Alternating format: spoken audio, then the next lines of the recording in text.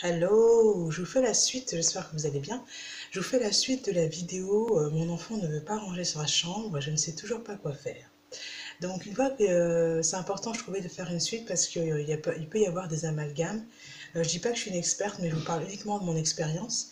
C'est qu'une fois qu'on a défini nos besoins, qu'on a clairement défini nos besoins par rapport à cette histoire de chambre qui doit être rangée, il est fort possible qu'on ait des difficultés à définir le véritable besoin. C'est-à-dire, le besoin, c'est pas que j'ai besoin que la chambre soit rangée.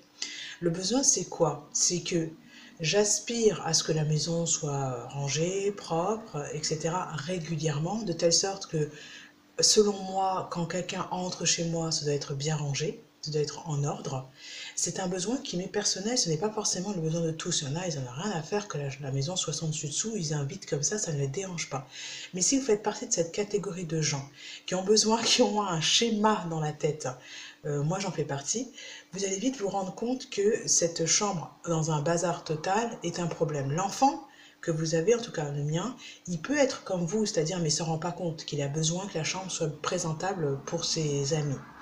Alors là, il va compter sur vous, il va attendre que vous fassiez la chose pour lui, seulement vous ne lui rendez pas service parce que ça fait partie de la réalité, c'est-à-dire que si tu veux que la chambre soit rangée, tu dois mettre la main à la pâte.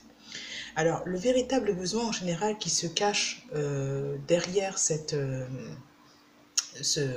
derrière cette demande que la chambre soit rangée, ça peut être le besoin d'aide. C'est clairement dire à son enfant, j'ai besoin que tu m'aides à ce moment-là. Et clairement exprimer que derrière ce besoin d'aide, il y a aussi certaines autres peurs qui peuvent être j'ai peur de ne pas être en forme si je me mets à ranger ta chambre à ta place alors que je voudrais garder mon énergie pour faire autre chose. Voilà.